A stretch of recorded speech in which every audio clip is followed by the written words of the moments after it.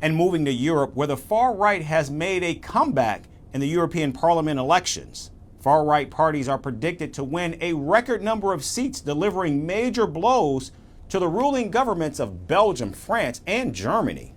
Now, Belgium's Prime Minister has resigned after his party, in fact, suffered a crushing loss in both the national and European parliamentary elections. Meanwhile, Italian Prime Minister Giorgia Meloni is set to solidify her power after her party won the most votes in the country. Quindi voglio dire grazie. So, I want to say thank you to the majority of Italians who have continued to choose Brothers of Italy and the center-right. I want to say that I am proud of the result of Brothers of Italy, extraordinarily proud of the result of Brothers of Italy, but I am also very proud of the result of Forza Italia, of the result of the Liga. I am proud that the majority governing this nation has managed to grow together. Now, joining Italy in voting for far-right parties are Germany, Spain, and France. In fact, French President Emmanuel Macron suffered a heavy defeat to his far-right opponent, Marine Le Pen. Le Pen, which won around 32% of the vote, which was more than double of what President Macron secured. And in a shocking move, President Macron dissolved his parliament and called for snap elections after the European Parliament's results were declared. After having proceeded with the consultations as provided in the Article 12 of our Constitution, I decided to give back to you the choice for the future of our Parliament with a vote. And so, I am dissolving tonight our National Assembly. Now, the first round of elections for the French National Assembly will be held on the 30th of June, with the second round on the 7th of July. Meanwhile, far-right leader Le Pen welcomed President Macron's call for new parliamentary elections. The French have spoken, and this historic election shows that when the people vote, the people win. By giving more than 32% to the National Rally list, the French have just given us the highest score, all parties combined, in 40 years. It is a real emotion to see this beautiful popular force rising up throughout the country.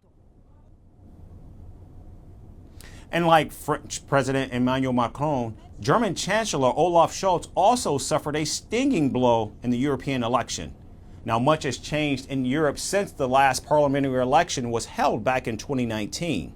Britain left the bloc in 2020, and Russia invaded Ukraine in 2022, putting much of the continent on a war footing to prevent the war from spilling over. And additionally, Europe has witnessed an influx of millions of refugees from the Middle East, South Asia, and Africa, with some nations even declaring an emergency over the migration epidemic. As nationalist sentiment grows in Europe, will France recommit to President Macron, or will he be routed by the far right?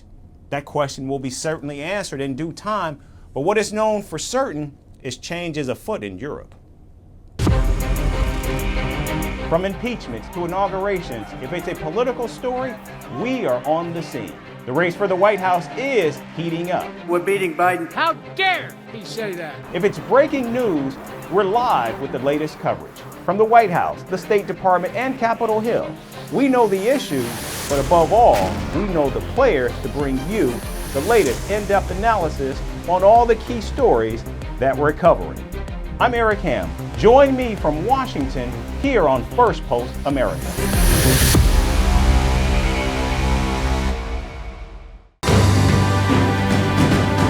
Firstpost reports from the world's second largest continent. Hello, I'm Alison LaGrange. A very warm welcome from Durban, South Africa. We get you the news and the newsmakers from Africa.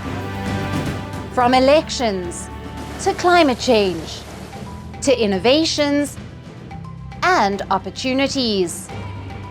As the world's attention shifts, we report from Africa, the heart of the global South.